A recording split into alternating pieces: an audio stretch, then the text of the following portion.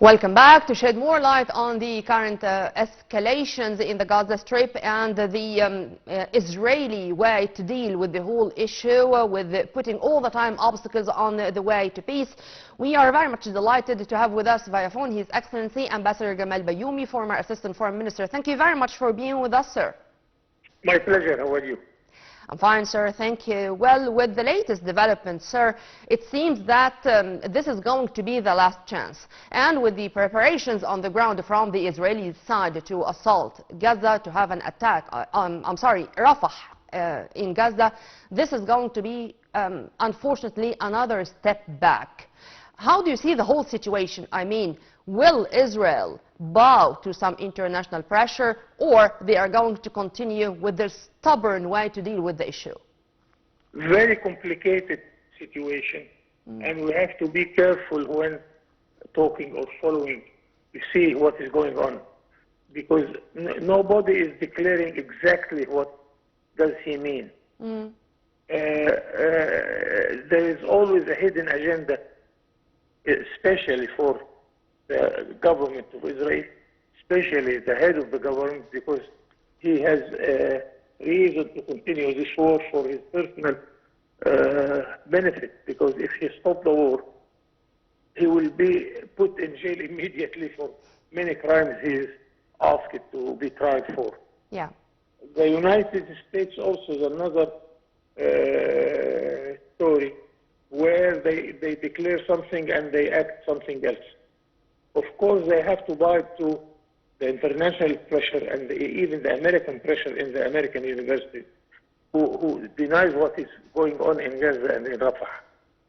And so they declare that they want Israel to treat the Palestinian according to international law of the law of war, while they are helping Israel heavily with finance, $14.5 billion from government, which was going to declare bankruptcy, but still helping Israel with money, with weapons, with intellectual... with everything.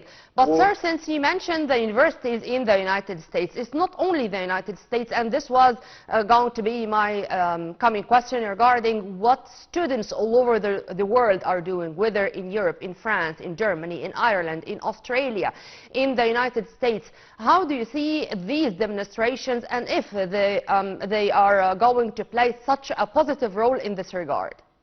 Even in Israel itself, there are also wise men among the Israelis who see that it's not the right choice for Israel and for its future to continue this silly war. Because you cannot establish a country with all its borders with enemies. They are enemies with Syria, with Lebanon, with the Palestinians, with Jordan, with Egypt, and with everybody. And the most important that they are enemies to half of the population living in Palestine, which future Israel will face. So some wise men in the Israelis can talk to you about this, and they are asking Netanyahu to step down. So it's very complicated. It's very complicated, but Egypt is doing its best. Thank God that everybody is recognizing our efforts with Qatar, with the United States, with Hamas, and with the Palestinian Authority. So we have to continue this situation, but I am not optimistic, although I am always optimistic, but here I have to be relatively less optimistic concerning what's going on. Sir, you are not optimistic because it's Benjamin Netanyahu, or you are not optimistic because it's Israel in the first place, and any administration, any government in Israel is going to behave the same way? No, I am not optimistic because of the hidden agendas. Okay. Nobody is declaring his real agenda. So he's telling you something, doing something else. You cannot negotiate like that. And in the negotiations, a good negotiator shouldn't lie on the other side at all. We have to talk in quite clear language and to reach something which gives everybody its chance to live in peace and stability. But this is not quite clear now, and I think that we have to live with this for some long time to go. Sir, you mentioned the positive role played by Egypt, and it's really continuing on all levels, whether it's the flow of humanitarian aid through Egypt crossings, and President Sisi said he is following up closely the developments of the negotiations, and Foreign Minister Sameh Shoukry was in Gambia to attend the Islamic Summit Conference, asserting the Egyptian, or renewed the Egyptian stance regarding the Palestinian cause. And even also today, the General Commander of the Armed Forces, Minister of Defense, General Mohammed Zaki, received the head or the commander of the U.S. Central Command, or CENTCOM, and he also renewed the Egyptian stance regarding the same issue. So on all levels, whether it's diplomatic, it's defense, it's of course from the political leadership, how do you see all these efforts together? It is a combined effort between military, as you rightly said, and the diplomacy and the political efforts which we are doing. But the hidden agenda for us that we have to keep the necessary contacts on the level of the armies and the security people in order to avoid having a war without reason, which we don't know, which we don't want. Rafah is a red tape. We said that.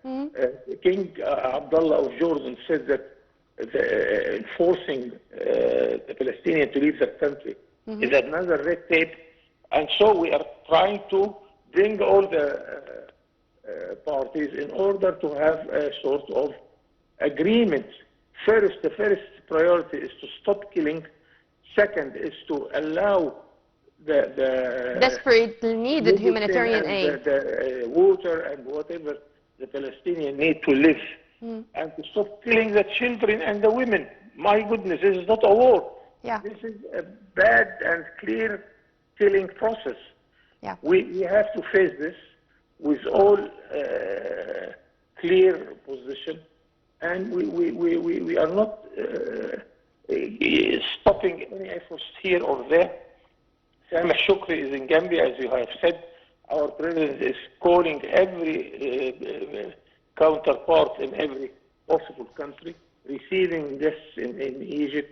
And so this is our first priority nowadays, because it is the immediate security position of Egypt. Yeah.